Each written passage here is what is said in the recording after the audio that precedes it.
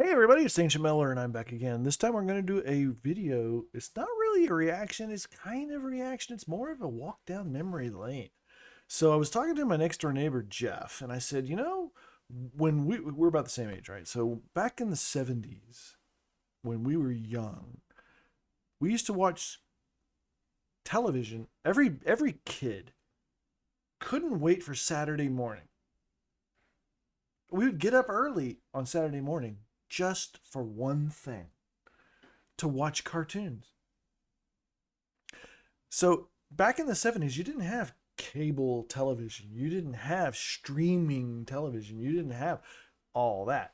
TV came over the radio waves, and you had an antenna that you would pick it up, and you only had three channels, maybe four if you were lucky, unless you got some of those weird UHF channels. Um, we had everything was on VHF. VHF was the frequency range that the TV channels ran on. It's for very high frequency. And it was channel. My dog's barking. That's the Killer the Attack Yorkie. You want to, I'll go get him in a minute. He's trying to tell me stop talking so much, so pay attention to me. But okay.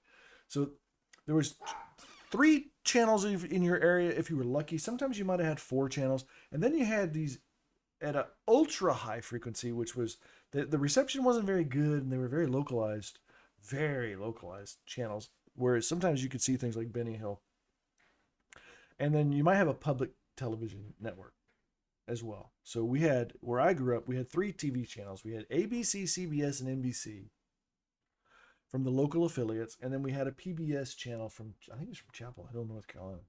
And so we had four channels, but nobody ever watched public television. You only watched public television later on. You would watch it to watch Bob Ross paint. And then I think you would watch it if you wanted to know about the mating habits of pygmies in the Brazilian jungles. So nobody ever, they had a telethon every year, and that was kind of cool, but really boring, but kind of cool. So it really was only three channels: ABC, NBC, and CBS. And that was it. You couldn't go on the internet because there was no internet. You didn't have cell phones. You had a TV. You had a radio. Uh, you had a record player. But yeah, so TV was the big deal, and for kids, there was this great marketing thing that the three networks did was they put programming on for children on Saturday morning, and it would go from probably 8 o'clock. I think is the kind of the official start time was 8 o'clock, and it would go until probably 11 o'clock. So you got 3 solid hours of cartoons on all three networks: ABC, NBC, CBS, and you had to pick your favorite shows and you would flip back and forth. So okay, from 8 to 8:30, I'm gonna watch this one, and then I'll switch over to NBC for this one, go back to CBS for this, then over to ABC for this one. Because you didn't have VCRs, you didn't have DVRs, you didn't have a way to record anything. So you watched it live. That was the only way to watch it. And we had this thing called reruns, which is the network would re-show a show that had already played. And so the season was broken up into 26 weeks, and there was 13 weeks of regular programming and 13 weeks of reruns. So they would show a show for 13 weeks, and then they would re-show it again for 13 weeks, and then they would do another new season. So they always had the spring and the fall season, and summer reruns and winter reruns. And Saturday was not really that different, but Saturday was all for kids, and I lived for it, and my sister lived for it, and we would get up early on Saturday morning. Because why would a kid get out of bed on Saturday? Why? School's out. You don't have to get up and catch the bus. You don't have to go to school. You could just sleep in all day, right? But they did this thing, and it got kids up, and kids would get out of bed and they would go sit down in front of the television and watch cartoons. And it wasn't all cartoons, but it was programming specifically oriented for kids. It's a lot like Cartoon Network or some kind of Nickelodeon or some kind of children's programming network, but just on Saturday mornings from 8 to 11. Sometimes there would be something on from some channels had stuff on from 11 to 12, and then very rarely there would be something on from 12 to 1. but by 1 o'clock it was pretty much done, and then it would become the domain of sports. And ABC's wide world of sports would come on, or something like that, and we would watch like college football or whatever. But prior to that, it was all for kids. And then uh, so not only that, but all of the advertising, all of the cartoons and everything were oriented for children. So they were all made so that children would go to their parents and go, "Mommy, mommy, I want this. Can we please buy this for me? I signed on Scooby Doo and I really have to have it. Please, can I have it?" Or you'd go to the grocery store and you'd go, "Oh gosh, can I have some Count Chocula cereal because I saw Count Chocula on Scooby Doo and I need my Count Chocula," or whatever it was, right? So I know in 1970 it would have been Captain Crunch. Hey, Captain, here, what's that? What is that? What is that commercial? It was a commercial where Captain Crunch and his first mate were stranded in the middle of the ocean, and they could hear the sound of crunching coming from the distance. So they rowed their rowboat towards the sound of the crunching, and they found Eskimos eating Captain Crunch cereal, and they were rescued. Something like that. So a lot of the cartoons, a lot of the commercials were cartoon commercials, or they were had songs, jingles, and stuff that kids would really appreciate, or they were for products that kids would love. So I've decided I want to go back and I want to relive all of this kind of glory, and I want to share it with all of you people who don't know anything about it, or some of you who are like my age. You remember, and you'll get it. Maybe you'll remember some things you forgot about, or you'll remind me of some things I forgot about. So that's what I want to do with this. I want to introduce to people who never heard of it some of the things that we used to watch. It could be a commercial. Like I want to show commercials for Rice Post Krispies. What were they called? Crinkles. Rice Crinkles. Rice Crinkles was a cereal from Post that was the same as Rice Krispies, but it's better. It was, my opinion, way better than Rice Krispies. If you like Cocoa Pebbles and Fruity Pebbles, it's the same cereal without the chocolate or the fruity flavor, just with sugar. So it's like Rice Krispies, but Pebbles. So if you just said Pebbles, it would have been the same thing, but they weren't called Pebbles. It was called Rice Crinkles. And they had the most racist Asian caricature promoting their cereal. It was during the Vietnam War. You couldn't do this today, right? But they did. And so I want to talk about that. I want to show you these commercials. I want to show you commercials for other products. Slinky, Slinky. We used to know all these commercial jingles by heart. We would sing them. And so I want to talk about some of that stuff and bring back some of that nostalgia and share it with you as much as I can. So if there are things from the 70s, even into the early 80s, I don't want to go much beyond that because then we had VCRs and things were starting to change. I really focused on the 70s, late 60s, through the 70s into the early 80s. So if there's TV programs that you want me to review and talk about, let me know what they are. If you know of commercials from that era, let's talk about them. And it doesn't have to be cartoons too, but really cartoons on Saturdays is where I want to start with. But there were TV shows, regular TV shows during the week. I'm going to talk about some of them too. Some of those shows that we used to and into the 80s. So Happy Days, Mork and Mindy, going back beyond that. Room 222, Love American Style, The Courtship of Eddie's Father. So many different shows that we used to watch as kids growing up in the 70s. So I want to talk about some of those things and bring that back up to this new generation. So that's what this reaction channel, not this channel, but this stuff, this set of reactions that we're going to do, that's what it's going to be focused on. So let me know what you think of that. Let me know if you like the idea. Let me know what you want me to react to. So just start telling me what it is. And we may have to do some of this on Patreon if I need to. So to get away from the police. please. But anyway, so I found this video. This video talks about a whole bunch of different cartoons and things that were on Saturday morning. And today you guys don't understand. You don't understand. You will never understand because there's nothing you can relate to like it. We used to go to the grocery store with our moms to get the week's groceries. And in the checkout line, there was this little magazine about this big, short, little tiny magazine about that big, about that thick, called TV Guide.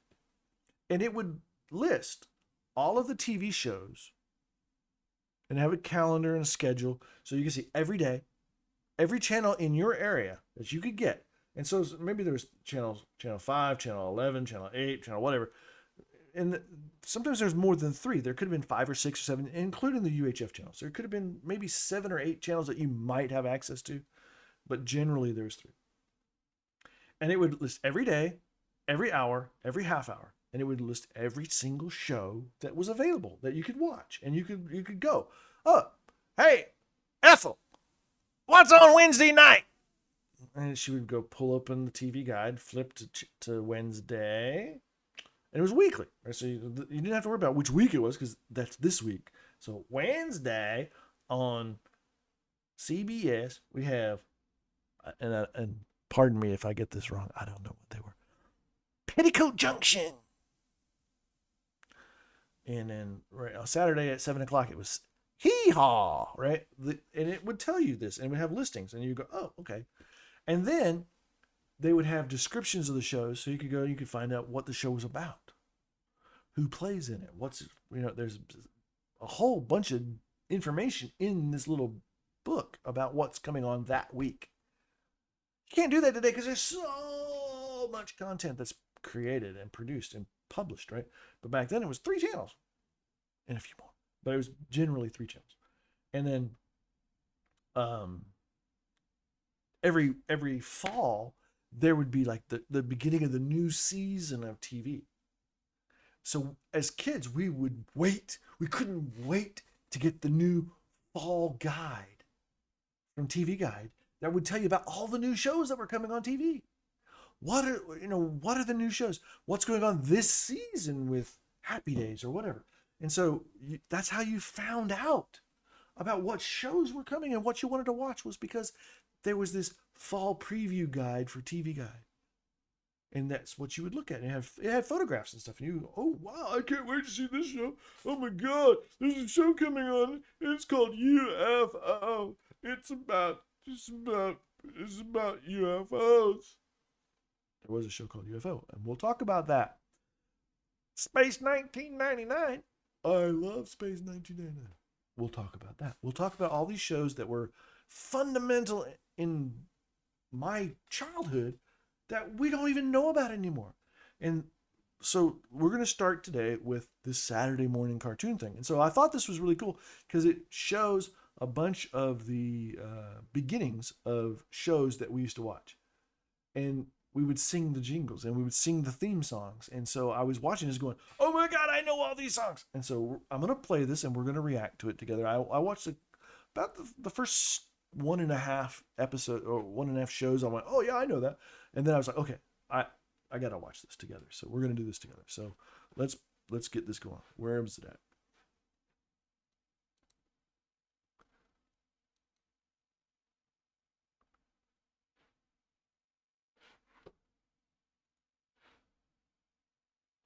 How did I get over there?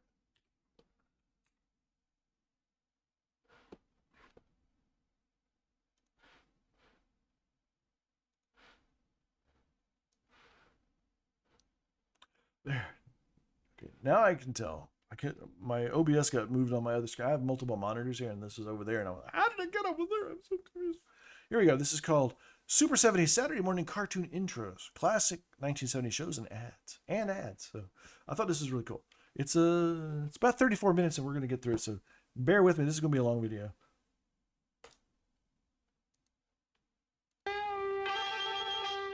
All right, so I think this was on CBS, if I remember correctly. And it wasn't my favorite thing. So this would be the thing I would watch if there was nothing else really good on. And I would flip over to it. And it was on for like an hour or maybe an hour and a half at one point. And you just could depend on it. It was always there. And so if something else wasn't really good, I'd flip over and watch this.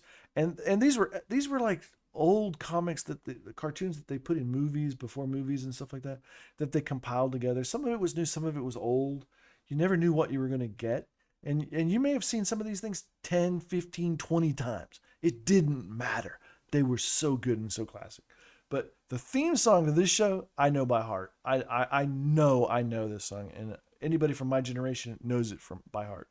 And it's da da da da da da da da da da da da da da. That's the song. So you'll see. Here we go.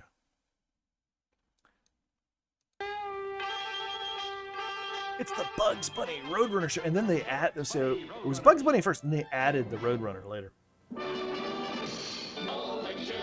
Overture with the lights. This is it.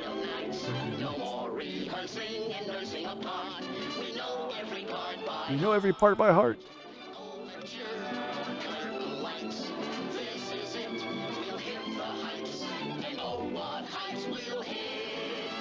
On with the show. This is it.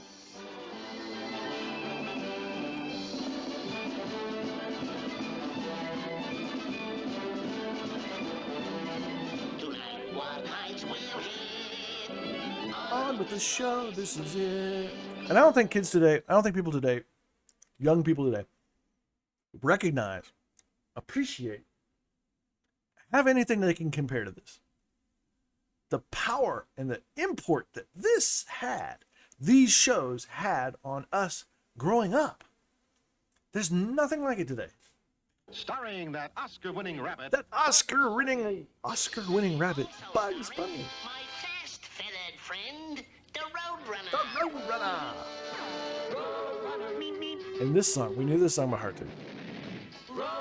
Roadrunner.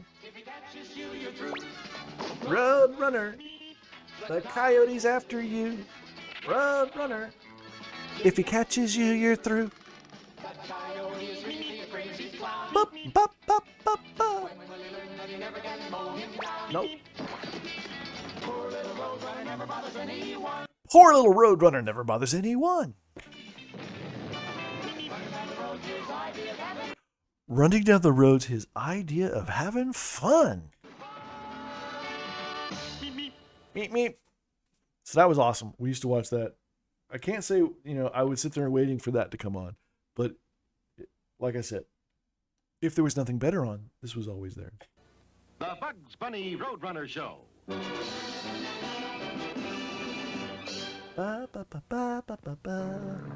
Bugs Bunny Roadrunner Show will return after these messages. They always had these bumpers, right? Between when the cartoon would go to commercials, they always had something like this that would come up, and they would tell you they were going to return after these messages, and then it would go to a commercial, and then there'd be some commercial where kids are going. We were so enamored by the commercials, we'd watch the commercials with like religious fervor, waiting to find out what the next great toy was that we could have, like the Stretch Armstrong or whatever. And like, Scooby-Doo, we'll be right back after these Scooby snacks, right? Bang, bang, bang. What is this? Oh, Wait a minute. I know this. This is ABC. I know this. I don't know. oh, howdy, partner. Howdy, partner. I know this. Timer. Do you ever get that hungry feeling after school? Oh, Yeah, I do. I I'm so do. hungry, I could eat a wagon wheel. I can eat a wagon wheel. When I'm slow on the draw and I need something to chaw, I hanker for a hunk of cheese. I hanker for a hunk of cheese. What is this? Is this a commercial? This could be a commercial. When my 10-gallon hat's a feeling 5-gallon. When my 10-gallon hat's feeling 5 gallons flat, I hanker for a hunk of cheese. Flat, I got something planned, Nope, which nope. is little cheese sandwiches. Little cheese sandwiches. Here's a great little snack to tide you over till dinner. If you want something delicious and nutritious, cheese is a... What is this? Okay. So ABC had this thing called Scholastic Rock, right? They would come on and they would teach you how to read and write and do mathematics and tell you about politics and that. I know. I'm just a Bill. I'm just sitting here on Capitol Hill. Right? They had all these things about history and just how to citizenship. And they were all done to not rock and roll, but to songs, and you would sing along and stuff like the Constitution and the we hold these truths to be self-evidence, all that stuff, and was in these songs that you would sing as kids, and there'd be a cartoon. So like, and I get the feeling this might be connected to that. So it's about how to eat properly. So instead of eating ice cream and candy and cookies, we're going to eat some cheese on a cracker. Super snack, look, a wagon wheel. When my get up and go has got up and went. I hanker for a hunk of cheese. When I'm Is that dancing from the American Cheese Council? kind of slow down, or anytime I'm weak in the knees. Weak in the knees. Hanker for a hunk of A slabber slice of chunka. is a winner, and yet won't spoil my dinner. That's right. A snickerdoodle's a winner and yet won't spoil my dinner. I hanker for a hunk of cheese. Yahoo! I hanker for a... Oh, my God, it's... Okay. Scandal notwithstanding, drugging his dates, his visitors, and raping them allegedly notwithstanding. This is Bill Cosby before he became infamous. This is back when he was the voice of a Fat Albert. It was a great show. I think this was CBS, dude. I don't know where Fat Albert was on. I don't know what it was. I think it feels like CBS.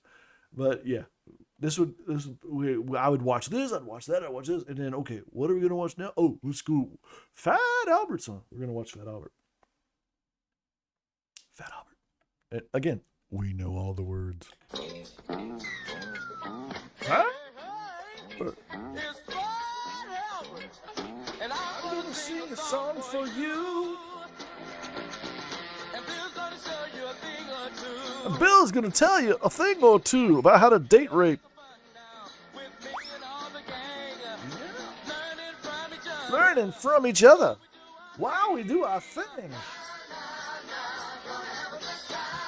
Gonna have a good time. Cosby coming at you with music and fun, and if you're not careful, you may learn something. Yeah, if you're not careful, you might learn how to drug your girlfriends and rape them. So let's get ready, okay? Hey, hey, hey. Hey, hey, hey. Gonna have a good time. Nah, nah, nah, gonna have a good time. Yeah, right. I bet he had a good time. Oh my God, I remember this. This is Johnny Quest. Is this Johnny Quest? Is this Johnny Quest? Nope. Nope, it's not Johnny Quest. Oh my God, what is this with the pterodactyls and the Black Panther?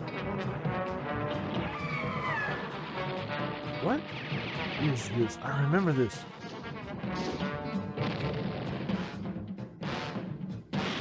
What is this? I know that. Oh, remember this.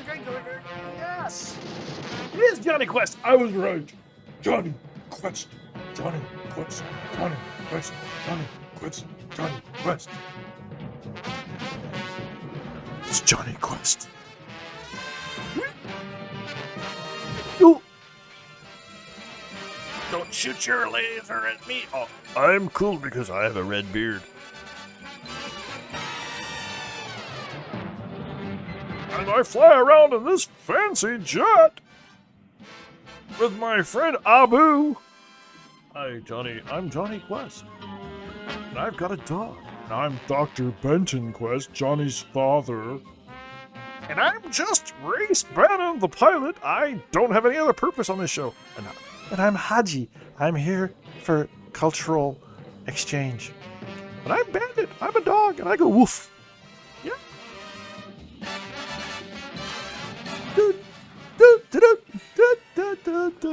Control calling Quist. What? This is Quist. Over. This is a cereal. Oh my God, it's a cereal. It's a cereal commercial. Crisp, crisp, crisp. Crisp was a cereal that was very popular for a very short period of time. Enormous mad ball of yarn is blocking all traffic in space.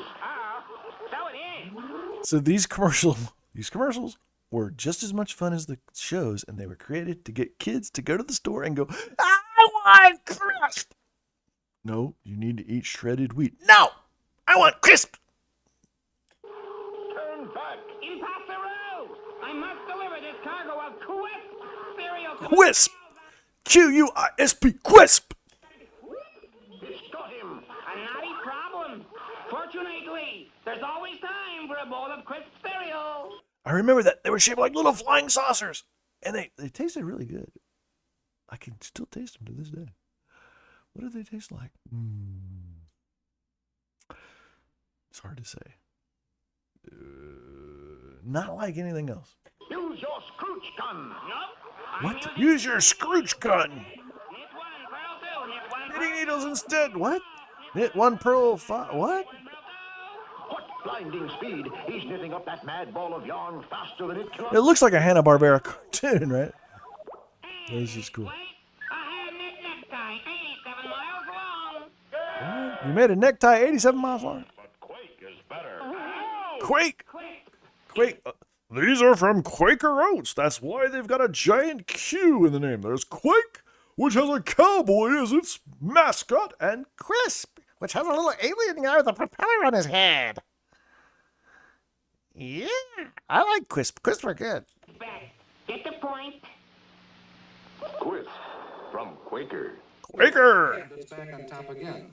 Make 2 or 3 What? It's a magic kit? Oh, Mom, I need a magic kit. I want to do magic tricks like this dude on TV. piles. Whatever pile they point to, the card is there. Why? What? What? Wait, those are the same cards. Now, for more fun, take the top card, tap it, and it changes to their card. No, he did not. Place it on the bottom. What? And they all change No, to their card. that's magic. How the heck did he do that? Oh my God, it's magic. Cut the deck, and they're all different again. No, that's not possible. You can work TV magic cards. A mechanical. I have to have these. all I by have to itself. have these. Mom, I have to have these TV magic cards. Can I please have the TV magic cards? Please, please, please, please, please, please, please, please. No. TV Magic Cards will amaze and entertain your friends. Now available exclusively at all People's Drug, Woolworth, and Woolco stores for only $1.98. Only $1.98. Mom, it's only $1.98. Can I please have the TV magic cards? It's only $1.98. No. I want the TV magic cards. Wait. Dastardly and Mudley! Their flying machine is done. Never mind. Oh, it's Dastardly and Mudley. This was not one of my favorites, but it was on. Muttley, you snickering floppy. I watched it every once in a while. When courage is needed, you're never around. Those medals you wear on your moth-eaten chest. He's a rapper. They're for bungling at which you are best. So stop the pigeon, stop the pigeon, stop the pigeon. Stop the pigeon.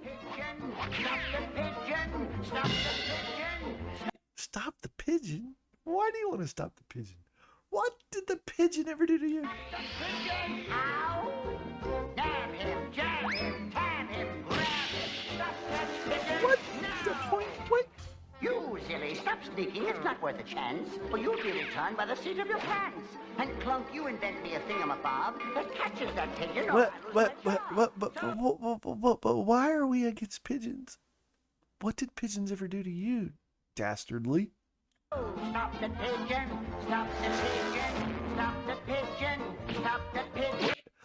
I cannot imagine that the whole theme of this show was Stop the Pigeon. This is the theme song and it's about stopping the pigeon? Stop the pigeon! Stop the pigeon! Stop the pigeon! Ow!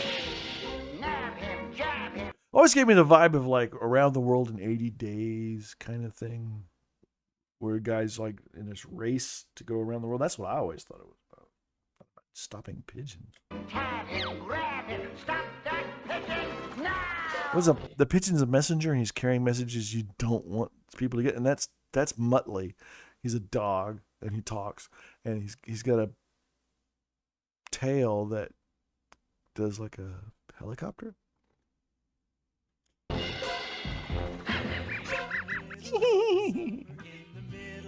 Oh no.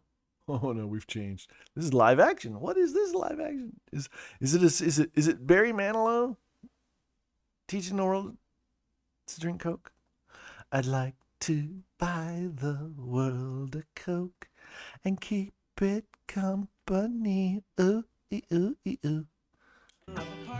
There began a great adventure for a boy whose name was Mark. He had come to see the magic man along with all the children. H.R. Pufferson? H.R. Pufferson. Is it H.R. Pufferson? He performed all sorts of miracles. Yeah, I remember this. Yeah? What did he do? Yeah? Uh-huh. Yeah? Secret of the Hat. Yeah? He touched the hat, and then stuff happened. I remember that. I think he becomes a cartoon. The hat. Oh, I remember now. It's the talking hat thing. Hat grew bigger and bigger. He likes. No, does that have a drug reference? H.R. Pufferson does. He climbs into the magic hat and goes into another world. Is this where he meets Rick Springfield? Because Rick Springfield had a cartoon around the same time, 1972. Look out! Ooh, green screen. What? What? This is very trippy. I'm doing LSD. Whirly, twirly. I don't know what this is. I vaguely remember this show. I remember him growing up. I remember the... Oh, yeah, Sid and Marty Krofft present Lidsville. Oh, Lidsville. Okay, it is drug reference. So, H.R. Puffin stuff and Lidsville were connected. They were related to, I don't know how, but this is Sid and Marty Krofft. I think they produced both these shows. Okay, Lidsville is being stoned, right? Lidsville is being stoned. That's what Lidsville means. When you're in Lidsville, you're stoned. And then H.R.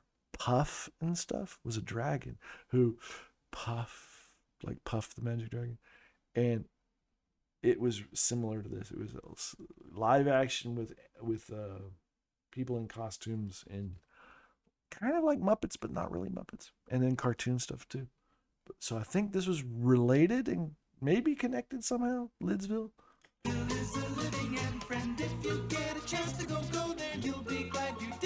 Oh, it's the same show. Maybe this is H.R. Puffin stuff. Maybe this is before it was called H.R. Puffin stuff. Because that chick was Witchy Poo. She doesn't look like Witchy Poo, but it was the same actress that plays Witchy Poo. She looked like she was pretending to be... Okay, that dude, I don't know who he is. I don't remember his name, but I remember that character.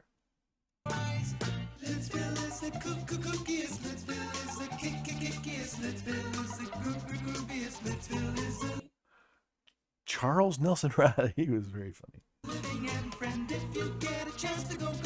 And she's a nurse. I remember her. There, that one. No.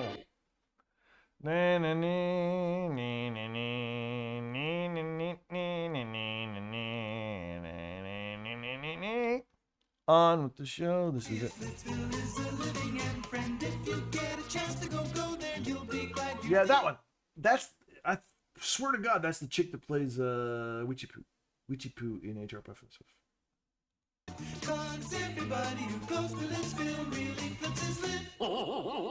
How's that for a That's Charles Nelson Riley. Please, yeah. Mom. Please, Mom.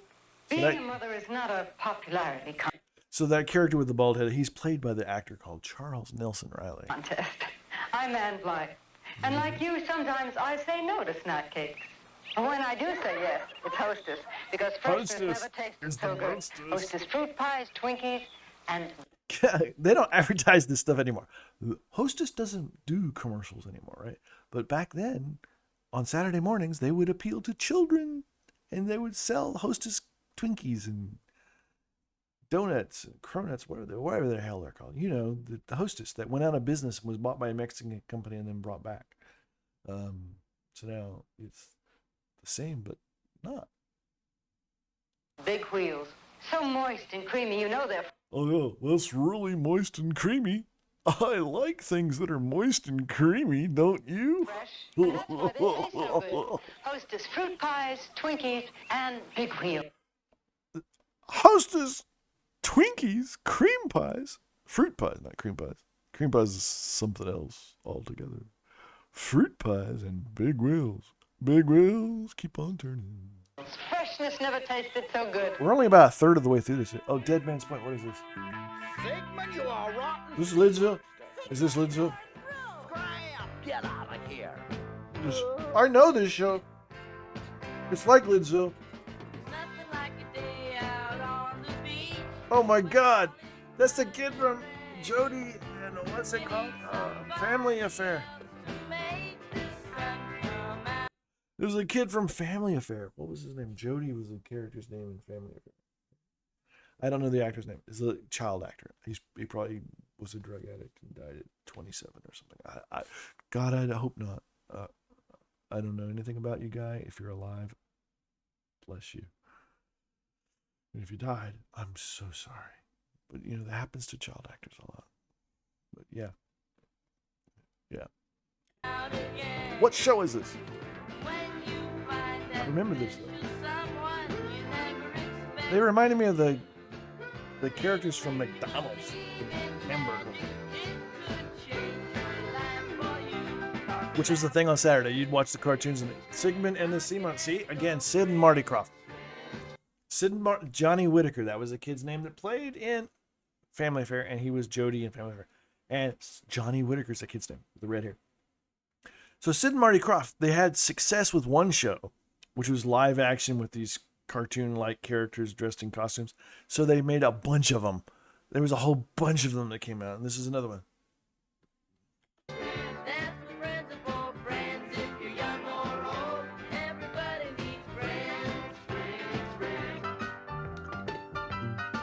Billy Barty as Sigmund. Billy Barty was a very, very famous little person who played a bunch of very famous roles throughout TV and movies in the 60s and 70s and into the 80s. Very famous guy.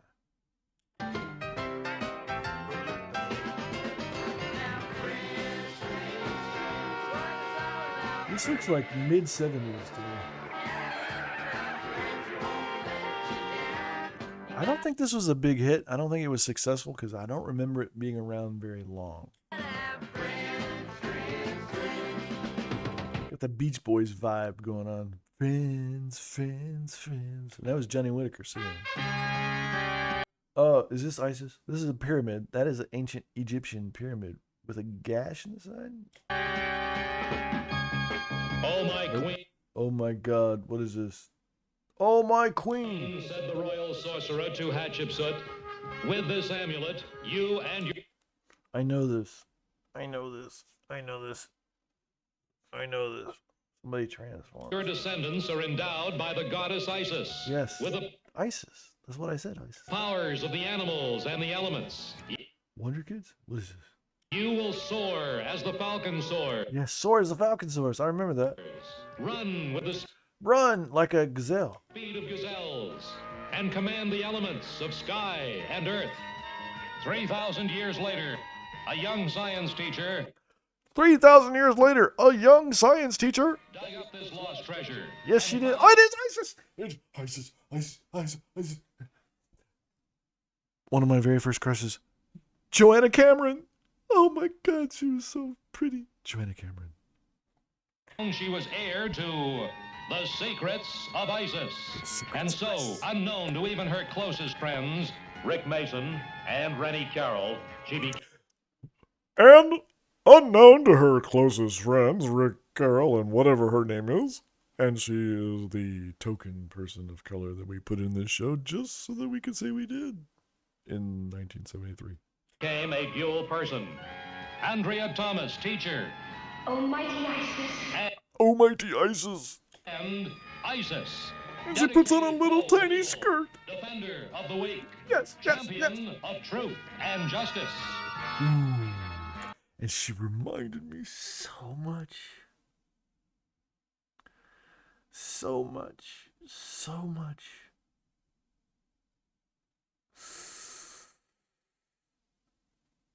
What's her name? There's a very porn actress in the 70s that looks so much like Joanna.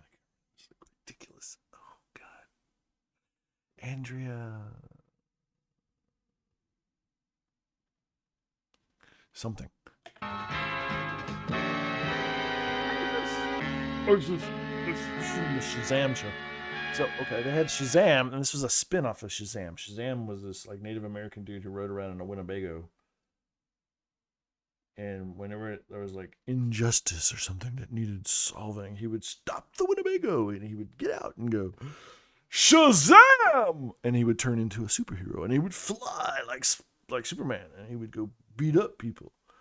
And I think this was a spin-off of that. Chosen from among all others by... And this is a cartoon, but it's a live-action show. Could have been a nighttime TV show. Could have been, but it wasn't. It was a Saturday morning thing. The immortal elders Solomon, Hercules, Atlas, Zeus, Achilles, Mercury, Billy Batson. There he is.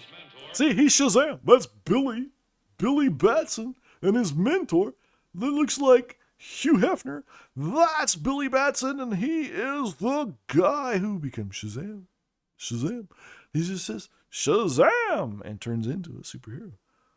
Travel the highways and byways of... Okay, I remember the Winnebago being way cooler than that.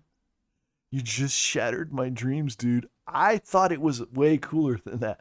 I had this memory of very aerodynamic, very stealthy kind of looking, sleek, modern, super modern, with like gull wing doors. Winnebago. That's another show or something that I'm thinking of. But that's what I remember them being in this, but not a traditional grandma's going camping Winnebago with a stick-on lightning bolt. The land on a never-ending mission. What I remember. To right wrongs, to develop understanding, and to seek justice for all. In time of dire need. Why do I remember that Winnebago being so much cooler? To summon awesome forces at the utterance of a single word. Shazam! See? And he turns into a superhero. A word which transforms him in a flash into the mightiest of mortal beings. Captain Marvel. Captain Marvel. Captain Marvel. Who likes laying on boards that are green. Michael Gray as Billy Batson, Les Tremaine as his mentor, and Jackson Bostwick as Captain Marvel. This is a commercial for a chocolate bar. Twix? Is this Twix? Did they have Twix back then? Nobody's ever neutral about Slim Jims. It's not chocolate, it's meat. They have commercials for Slim Jims. Okay, nobody has commercials for Slim Jims anymore. They're just like in the store and you know they're there. And it's like if you're really, really, really hungry, you might chew on it. And if you don't mind getting the runs after. Sorry if Slim Jim is a sponsor of my channel. Slim Jim meets Slim Jim commercial. Too lively for me.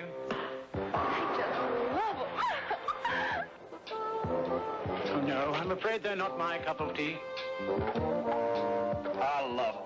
New Slim Jim meat snacks are spicy, tangy, and full flavored, so nobody's ever neutral about them. Try them. They're at your grocery. That's pretty amazing that the commercial says, our product sucks to half the people who eat them. Only half the people who chew these leather strips actually enjoy the flavor of the meat. The other half go, what the hell am I eating? And why? Here's now Slim Jim Meat Snacks.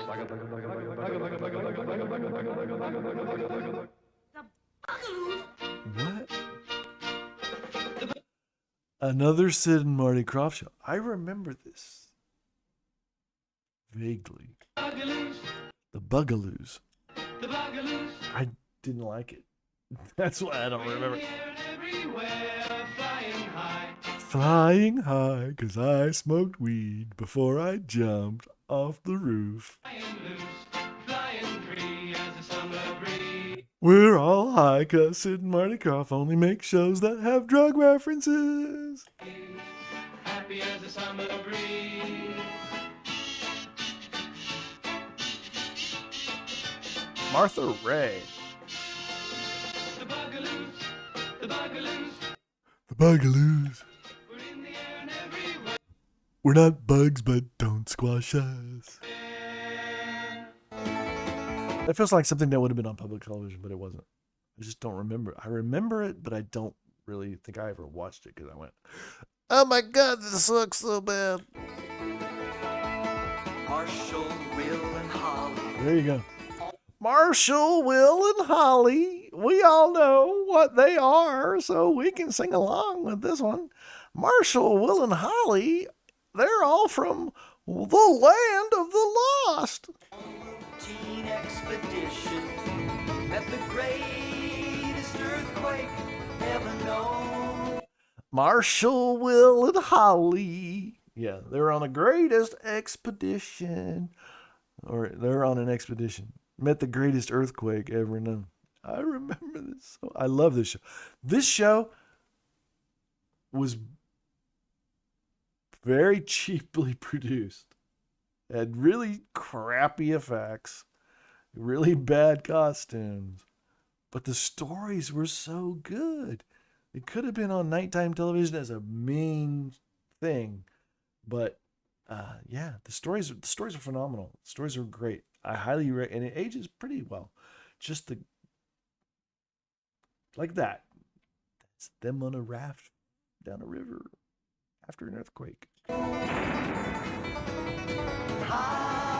So I think what you have around this time period, they invented chroma key and green screening, and so a lot of things started taking advantage of it, and it looks like shit. Didn't look that bad when we watched it. It felt more realistic. Another Sid and Marty Krofft. Of the Lost. So we will definitely be talking about Land of the Lost. It's one of the shows that we're gonna really talk about, and I'll go through a bunch of episodes of it, and you can like learn about Chewbacca. No, Chewbacca. What was his name? Chuka. That's a ELO song. Okay, there's like a primitive ape being who they befriend, and so you'll learn about him. You'll learn about I don't know what they were called, but they were like pods that you would go in, and there's like crystals in the pods, and you would touch the crystals and they would light up and things would happen.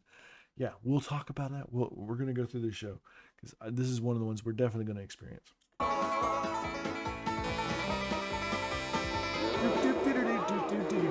Dinosaur. I'm a dinosaur. I'm not a sock puppet. Starring Wesley, Kathy Coleman, featuring Sharon Bird, Joe Giamala,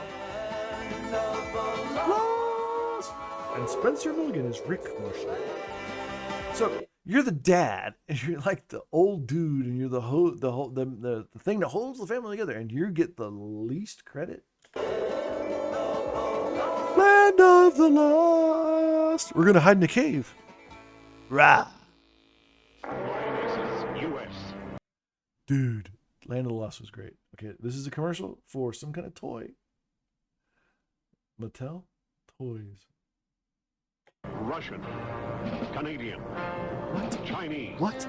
You put them on the Flying Aces flight deck to launch them. No. You can fly a jet solo. Yeah. Launch a squadron together. Oh my God. Chase him into the sky. The Flying Aces flight deck. I think I had one of those, and you could launch them about 4 times, and then it would break. With the planes that fly, as good as they look. Damn. Flying Aces flight deck comes with 2 Flying Aces jets and flight deck from Mattel. From Mattel, the Flying Aces flight deck. I didn't have that. I never had that. I remember seeing this commercial. Charmin is incredibly soft on your butthole. It's the Harlem Globetrotters.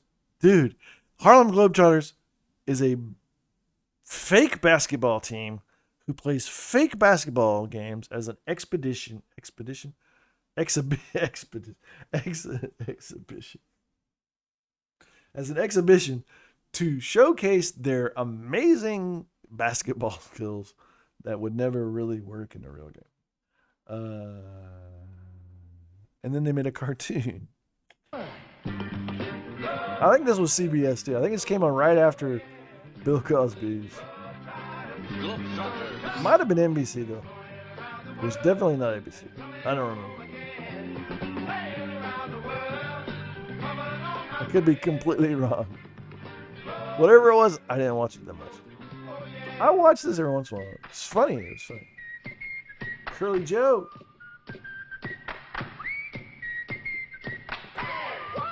What? Globetrotters. See, okay. This is how diverse things were back in the 70s. TV and Saturday cartoons and stuff like that, it was very diverse. I don't know when we stopped being diverse. When did things change? Was it like in the 80s? Because this is like, I can't read the copyright date on that. It's too blurry. I want to say it's 75, 76-ish. Things were really diverse, and we had made a lot of progress, and then we just kind of regressed. Oh my God, it's the Flintstone comedy show. It's a rabbit time. And this was on too. This was one of those things. It was a fallback. This was always available. You could watch it, and it was syndicated too. So you come home from school at like 4:00 in the afternoon. This would be playing, and you could watch the Flintstones. Meet the Flintstones. They're a modern Stone Age family. It's a show full of... This is later Flintstones. This is Pebbles and Bam Bam when they were already teenagers and they had their like band. And then they had the Pebbles and Bam Bam show. And that's Fred. Pebbles is the Flintstones kid and Bam Bam is Barney Rubble's kids. Fun and laughs for you. And Bam Bam and all of the gang will rock, shock, rock, Bronco Bunch too. Bronco Bunch is what they said. Yeah, I remember that. That was very late. The Flintstones.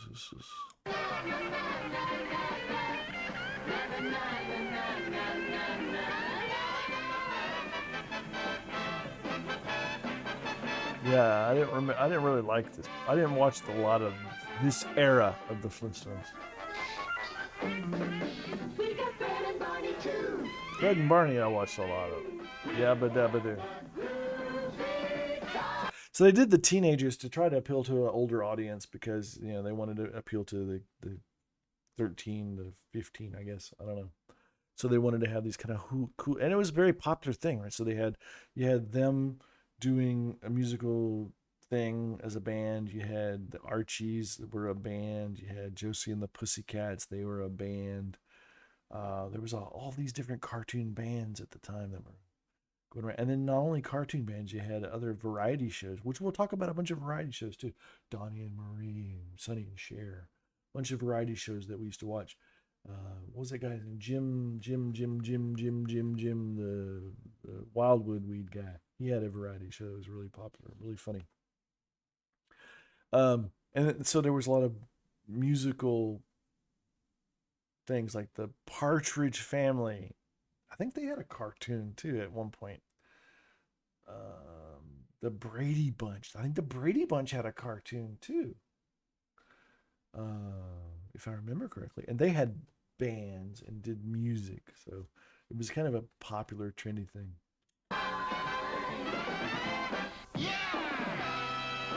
It's a formula, right? If it works once, it'll work 18,000 times. Oh my God! It's not! No, please! Tell me it's not! It's Evil Knievel. I had that. It didn't work very well, but I had that. And now, the Sky Cycle. The Sky Cycle. He jumped the Snake River Canyon, sorta, but not really, in a motorcycle. That was a rocket-propelled motorcycle. Sonic Skyplane on wheels. And here he is on the super cool chopper bike with the power that... Okay, but why does he look so weird? His arms are like deformed. Sensational. He's Evil Knievel. He's a knockout. He's ideal. Really? Oh, God. Oh, God. Yeah. This was funny, too. I didn't watch this one that much, but yeah, it was funny. What's his name? Gorilla? Something Gorilla. Magilla Gorilla, something like that. But Evil Knievel was a real person. So if you don't know about that, well, maybe we'll talk about that at some point. Evil Knievel. Evil Knievel was a stuntman who was who rode motorcycles, and he was famous for doing jumps on his motorcycles. And he would just jump further and further and further all the time, and he would do them in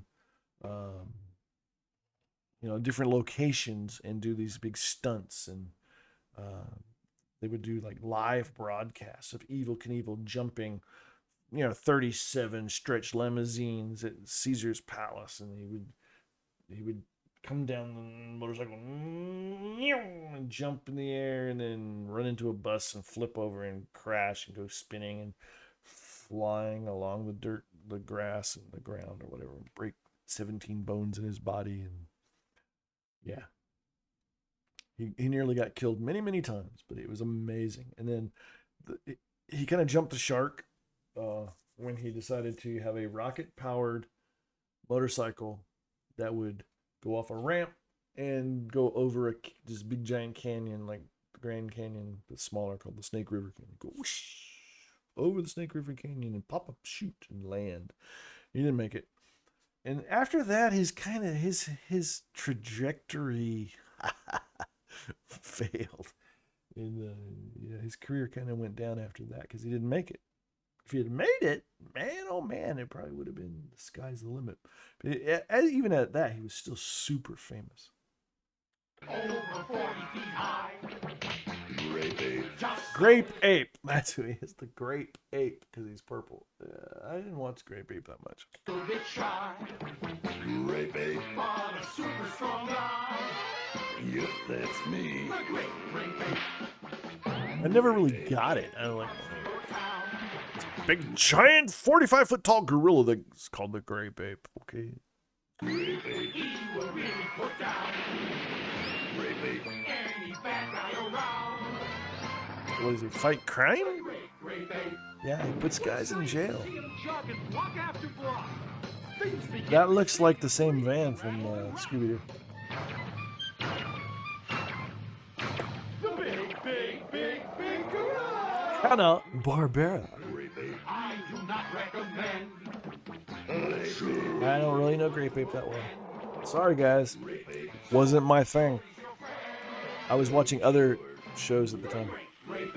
Yep, that's me. There you go. Yeah, I did watch these guys. Boom, boom. Where the surgeon bears Boom, boom, boom. Stay at home every night, never quarrel or fight. We don't even fight. Boom, boom. But this is also a Hanna-Barbera, so it looks very similar to Scooby-Doo's artwork.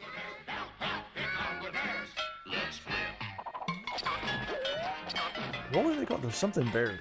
Oh, obviously the bear. I don't remember what they were. I didn't watch them that much. Here come the bears. Here come the bears. Here come the bears. The Hair Bear Bunch. Oh, well, that's obvious because that guy's got lots and lots of hair. The Hair Bear Bunch. Yeah, it wasn't my favorite. Now you can get your own rock scene together with the Oh my goodness. My sister wanted this. My mom said no. flowers Flowers from Mattel. 3 out-of-sight fashion dolls dressed in wild... That's Casey Kasem. In case you don't notice the voice, that's Casey Kasem. He did America's Top 40 for 183 years. costumes with a real record. And he also was the voice of Shaggy in Scooby-Doo. And a bunch of other things. He was a very, very famous voice actor. A posing stand for each radio one, host. So he can twirl on any short spindle record player. And look, you can buy these exciting rock fashions to dress and pose them in. The new Oh yeah, the rock flowers. You gotta have that. I was not a girl, so I didn't care. I cared more about my SSTs than I did that. Ooh, rock. SSTs was a vehicle, but you had this cord that you would put inside it with had teeth on it, and then you would pull the cord out, and it would cause the flywheel to spin, and then you'd set it down, and it would go take off. Supersonic transport. 3 dudes playing guitars. I'm trying to figure out. This looks like a variety show, but I don't think it's a variety show. Looks like something from Sid and Marty Krofft, but we'll see.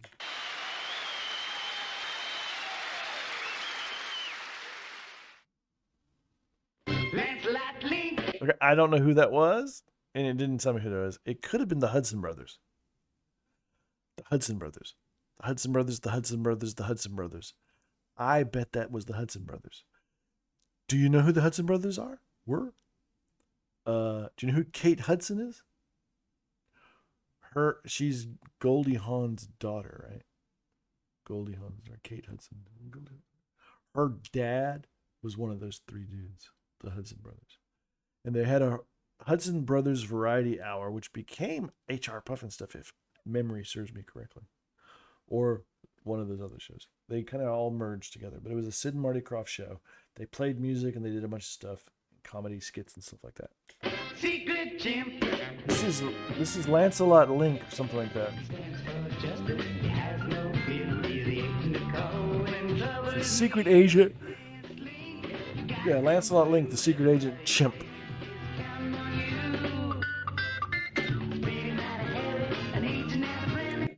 Mata Harry.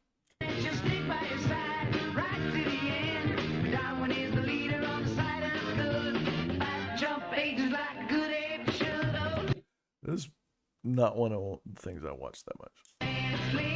What you gonna do? What you gonna do? Lancelot Link. Very 60s sounding music.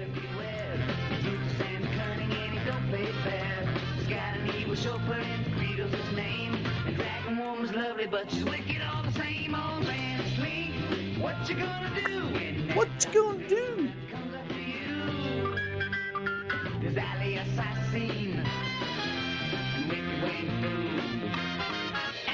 So racial stereotyping.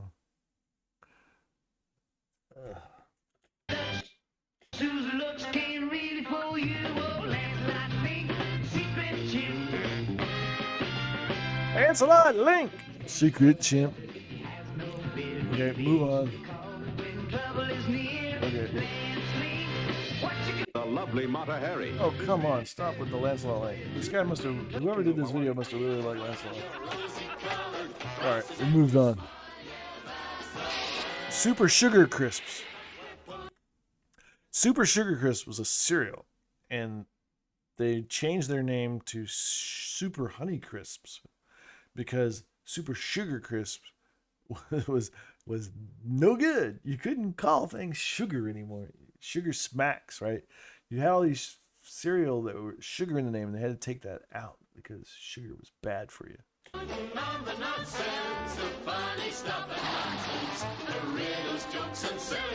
Yeah, I remember those too. Tomfoolery.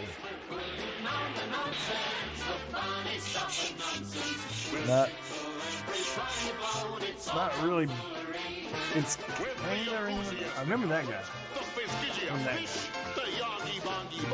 The scroobiest snake and the umbrageous umbrella maker. Skipping. Here we come. Walking down the street. Okay, so I gotta tell you the story. So the Monkees was a TV series in America from the 1966, 1967 time frame. It was on regular TV. I think it might have been ABC. I'm not sure. But it was on regular TV in the evenings. And it was super popular. And the Monkees put out 3 or 4, 5, 6 albums, whatever it was. And they competed with the Beatles. So in 1967, the number one album was a competition between the Beatles and the Monkees for the number one spot. And it was like the Beatles were on there for many weeks, the Monkees were on there for many weeks, and they had hit song after hit song after hit song after hit song. And people criticized them because they weren't really a band. It was a bunch of actors that were hired to play a band on TV. But they were singers, and some of them were musicians, and some of them did play on their records, but not all the records, but they did play on some of the records. But they all sang on all the songs. And so there's really no difference between that and so many vocal groups that exist and boy bands and things like that, where it's just a bunch of guys who sing. The difference was they responded to an ad to be on a TV show, and they went to an audition and they got the part. Davy Jones was an established theater performer and singer. He had an established career before he joined the Monkees. Mickey Dolenz was an established actor who had been in child actor, who had been in a couple of different TV shows. He was an established person.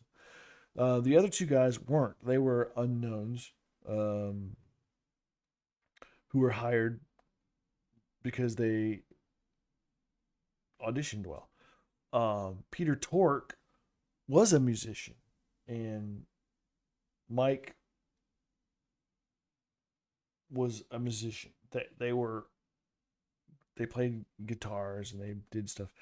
Peter Tork was best friends, if not roommate, with Stephen Stills of Crosby, Stills and Nash. Stephen Stills actually auditioned for the part, didn't get it, and recommended Peter Tork for it. So,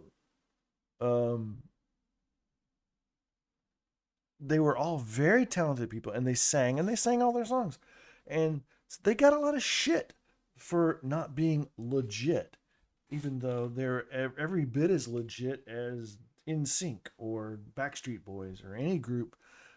The difference is people say, well, they were friends and they grew up together and they formed a band. Well, not the guys who went to the Orlando, sex pervert dude who recruited them.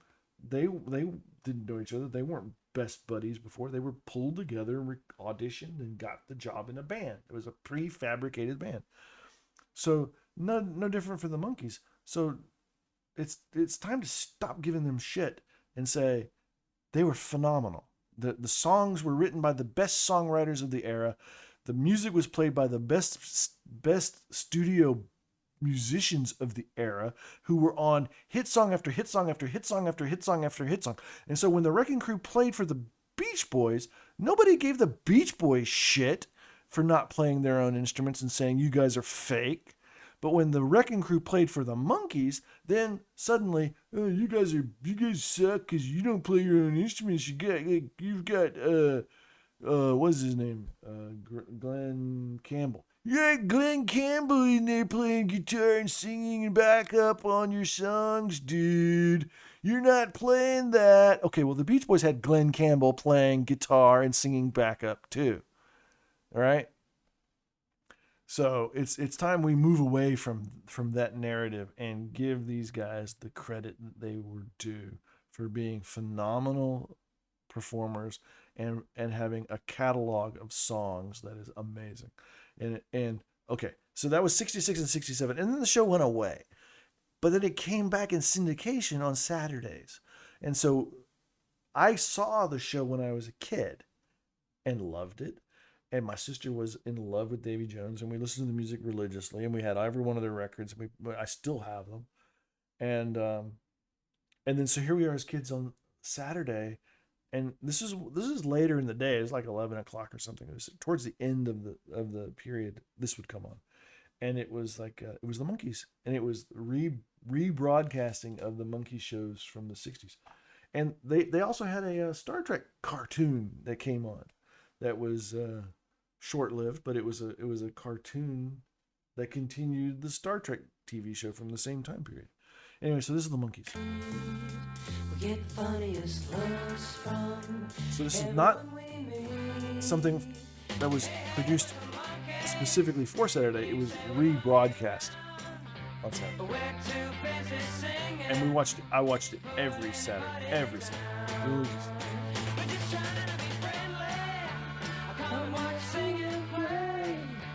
We're the young generation, and we got something to say. You know where to be found, so you better get ready. We may be coming to your town. Monkees, loved them, phenomenal, fantastic. Oh, they're gonna do more about the Monkees. We're gonna learn more about the Monkees. It's part of an episode. I'm gonna have to cover the Monkees. I'm gonna have to do something. Because now the Cuckoo Appliance Company will deliver this world-famous Capehart 72-inch stereo with AM, FM, and tape deck. It's got AM, FM, and a tape deck. What was a tape deck in 1966? Had to be reel to reel. To your home for 1 full week, absolutely free. Because we'd like to introduce you to our new Shop by Phone service, the modern, convenient way to buy. Wow, the modern, convenient way to buy is to shop by phone. We will put okay, so when I was a kid, in 1966, 1967, into the early 70s, this was home entertainment. So we had something like this, that when you open the doors, there's a TV. And the left and right were speakers, and then the top actually lifted up at an angle, and then down inside would be a turntable for playing records and a dial for the AM FM radio, so you could tune in to your radio stereo and then or play records, and you could play multiple LP albums. You would stack them, and then it would drop one and play it, and then it would drop the next one and play it, and drop the next one and play it. And then when you open the doors, the inside would be a black and white television, because we didn't have color TV. Anyway, I don't know if that's TV in there or not. But it sounds like it. Just one quick phone call to 638-2000 will bring this complete Capehart stereo to your home for a full 7-day trial period with no obligation to buy. Or this large screen color television with memory tuning for 7 full days, absolutely. Okay, see those knobs on the side of the television for young people today? This is how you would change the channel on your television.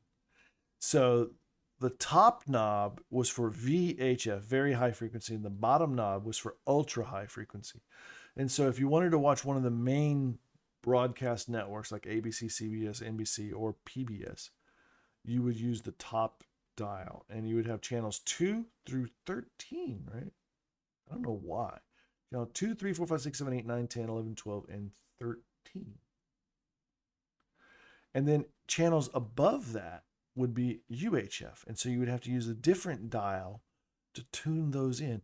And if I remember correctly, the knob at the top would click. So you'd go channel 3, 5, 3, 4, 5. I think where I grew up, PBS was 3, and then we had 5, 8, and 11 would be local TV channels. And it would actually click as you turned. But if I remember correctly, UHF was there was no clicking. You actually had to finesse it. You would go, okay, it's about 28. You go, is it clear? Oh, okay, there it is. There, we got it. Okay, we got channel 28. All right. If memory serves me correctly. Absolutely free. It's not cuckoo to try before you buy, so act now. Call 638-2000 for your free 7-day home trial and receive this $29 headset free with your Capehart stereo purchase or this free stand with your color television. Call 638-2000 now. The Cuckoo Appliance Company. It's not cuckoo to order from Cuckoo. Budget terms arranged. Oh, I remember this one. bathtub ring. Their boss was Dirty Bert. Dirty Bert, yeah, I didn't really like the show. He was having a real wild fling. Mr. Bubble called him out. Or this is a commercial. I think this is a commercial. It's for bath bubbles. This is for bubbles that you would use in your bathtub to get clean. Nope, it's not. Yeah, this is Mr. Bubble for cleaning your bathtub.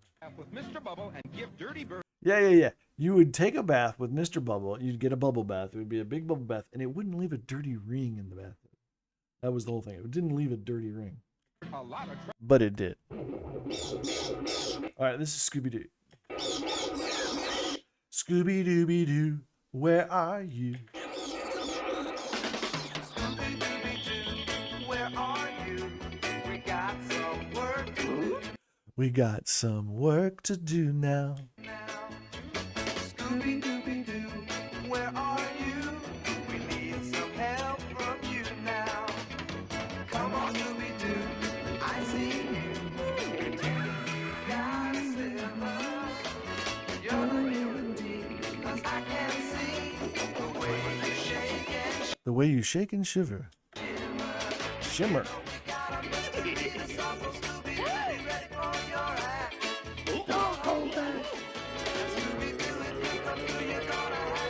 Scooby snack.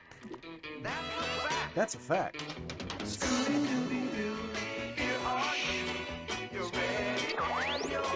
Yes, he is willing.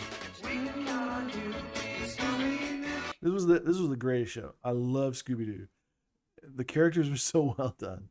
Every character had their own unique little thing about them. It was just, and Scooby was a funny character, funny dog. Shaggy was amazing.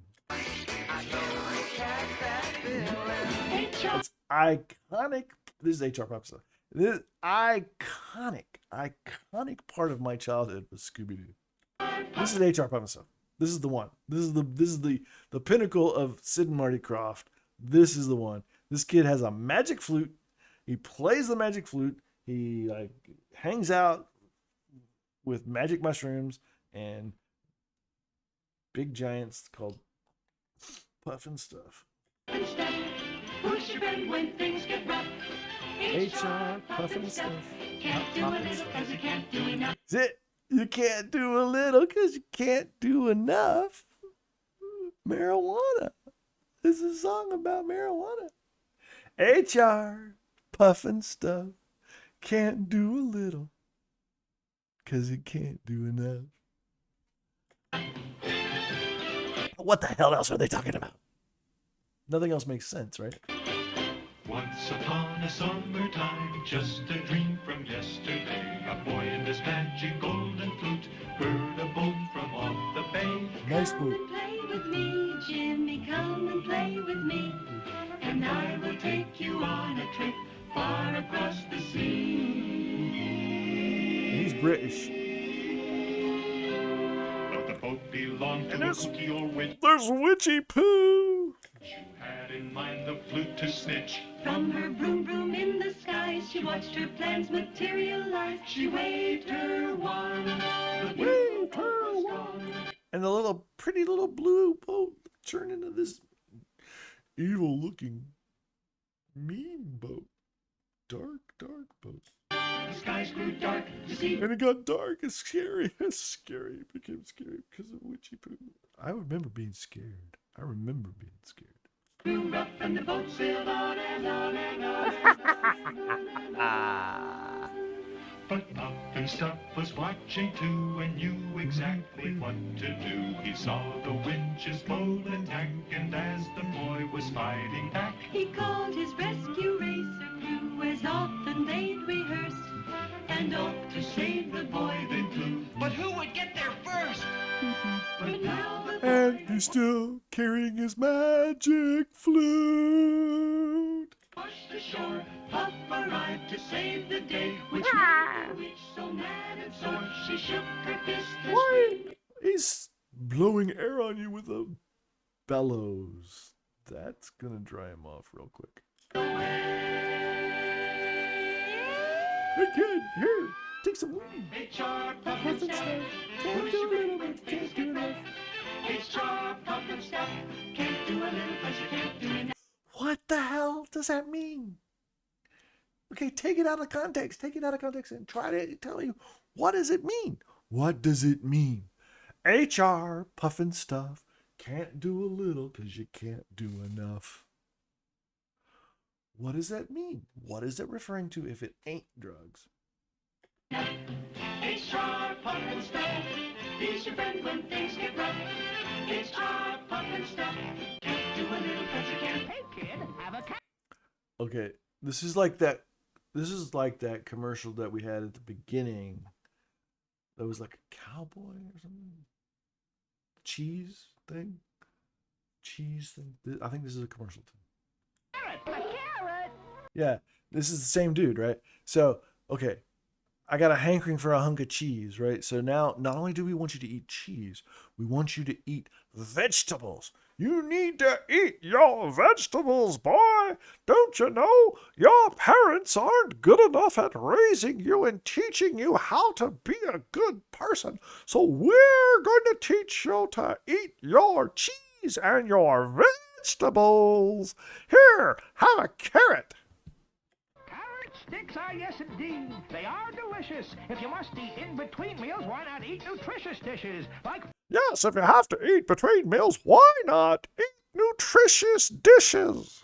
Fill a bowl with ice cubes and add raw cauliflower. Oh, yeah, that sounds delicious. Let's take a bowl and fill it with ice cubes and raw cauliflower. Yeah. Let me decide. Chocolate cookies or raw cauliflower? Stuff celery with cheese and let it Oh, yeah, stuff that celery with some cheese. flour. Add carrot sticks and olives and any other knickknacks. Then keep... And olives. And any other knickknacks. Yeah. this by the TV set for when you want those quick snacks. Yeah, keep this by the TV set for when you want those quick snacks. This guy's a rapper. Well, But while I'm waiting, could you make me a banana? okay, you're a banana. Okay, you're a banana.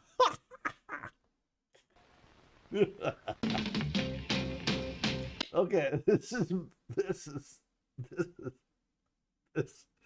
is clearly by the same people who do Scooby-Doo, but they didn't spend as much budget on it. Josie and the Pussycats. Josie and the Pussycats. Hot chicks in leotards that look like leopards playing musical instruments and singing songs. This is to appeal to the 13-year-old boy. Todd and shops and flaps. Neat, sweet, a groovy I thought the blonde was hot. She was my favorite. I like the blonde. They fight crime. Yeah.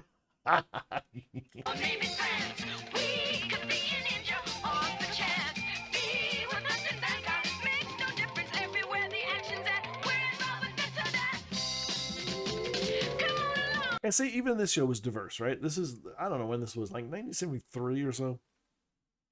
Very, very, very diverse. And Star Trek was diverse, right? And so a lot of the shows back then were.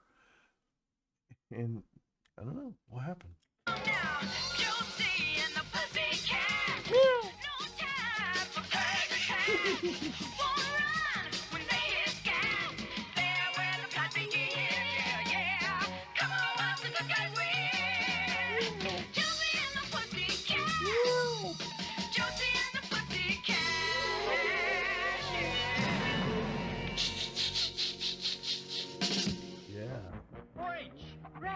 Okay, I remember this one too. This is like some kind of car. They had like some kind of special car that would race or something.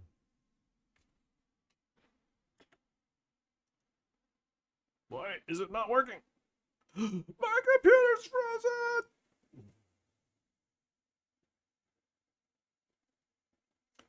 Alright. We are hanging.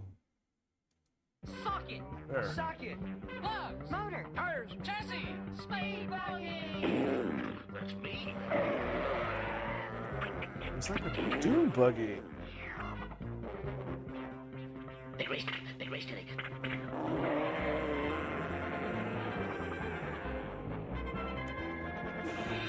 Again, see these guys from space come down, robots and stuff, fighting crime, and he looks just like Shaggy, but not. And that looks like Great Bait, but not.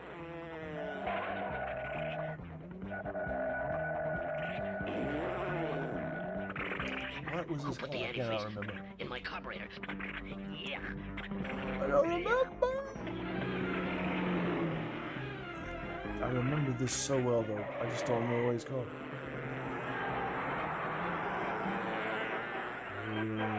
Speed buggy. I knew it was something buggy. Speed buggy. I told you. I told you so. I knew the Brady Bunch had a cartoon. The Brady Bunch had a cartoon, and it was called the Brady Kids. Meet three sisters. Now meet their brothers. Greg's a leader and a good man for the job. There's another boy by the name of Peter. The youngest one is Bob. See our sisters. It changed They're all quite the pretty. whole thing. First there's Marcia with her eyes as sparkling blue. Who I want to bang. Then there's Jen, the middle one, who's really groovy. And has glasses. Sister Cindy too. Who did porn. Let's get set now for action and adventure. As we see things we never saw before. Not at all. We'll meet Bob Top And they got dogs. Because you have to have dogs. You have to have pets that act like humans to be a cartoon. The Brady Kids. And how long are you gonna milk this thing? And they act like it was like a bag. Come to the honeycomb. I remember this. Honeycomb Hideout. Honeycombs was a cereal. May still be a cereal. This was the Honeycomb Hideout. This is where you would go if you were a cool kid to get away from the roller derby chick. Big Betty the blonde bomber, and I want a big cereal. Honeycomb's big. Yeah, yeah. Honeycomb's big. Yeah, yeah, yeah. Honeycomb's big. Yeah, yeah, yeah. It's not small. It's not small.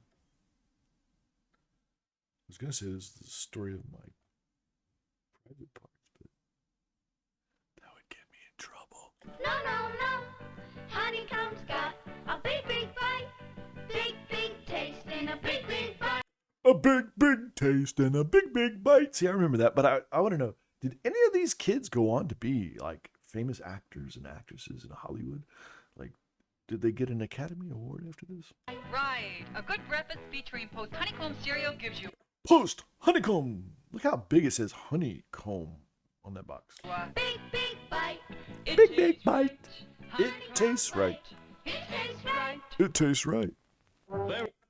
The 50 Adventures of G.I. Joe. He only had 50? Well, well, that's not good. Maybe we need 51. There are 50 adventures for G.I. Joe. There are 50 adventures for your G.I. Joe with Kung Fu Grip. Kung Fu Grip! Yes, the G.I. Joe with Kung Fu Grip! Here are 3. You can take Joe on patrol with Sandstrong I did that. Survival. I had And these that's toys. Joe with Secret Mission to Spy Island. Spy Island. You can take Joe on a search for danger. There are 50 adventures for G.I. Joe. There are 50 adventures. Everything you see here, G.I. Joe with Kung Fu Grip, G.I. Joe adventure sets and equipment each sold separately. I remember the Kung Fu Grip. Like, you would take his arm and you would like pull his arm back like that, and he spring loaded and it would go like, ha! This is Looney Tunes. Looney Tunes. Looney Tunes. Looney Tunes. I'm gonna say Looney Tunes was also one of those like Bugs Bunny that was on that I would watch when nothing else was on. Because it was like, oh. Alright, that's the end of the video! Yeah! Oh, we gotta watch, see, they have one on Schoolhouse Rock, right? We gotta watch this. 3 is a magic number. Yeah, so, oh my god, I love Schoolhouse Rock. We're gonna have to do Schoolhouse Rock. Anyway, so this was the first one of these videos where I go down memory lane to my childhood in the 70s. this was all pretty much, I would say, almost exclusively the 70s. Yeah. So, for kids who live today and or grew up in, say, my kid grew up, my kid was born in 93, right? And so this, there's no understanding. There's just no understanding of getting up early on Saturday so you can watch cartoons. We would be up. Our parents would still be in bed asleep.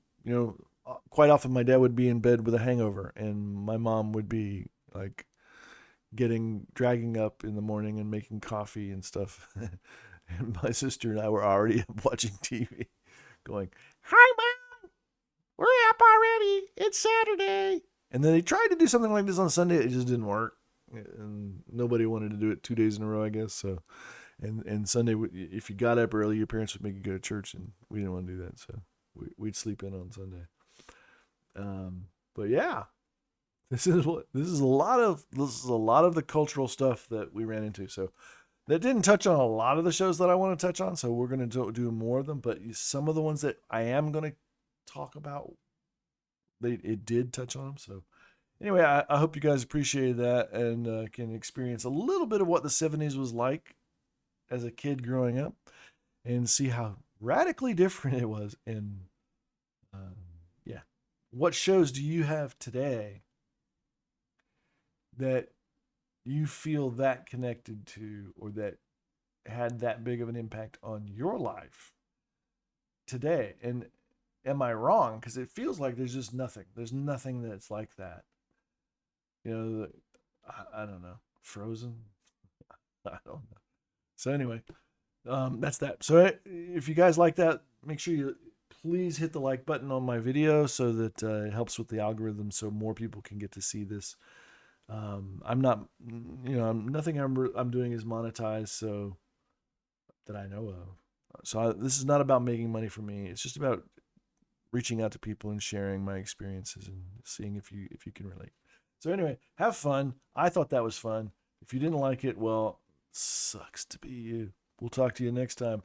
And I'm going to try to find some specific things that we can start reacting to, like Land of the Lost, Schoolhouse Rock, things like that.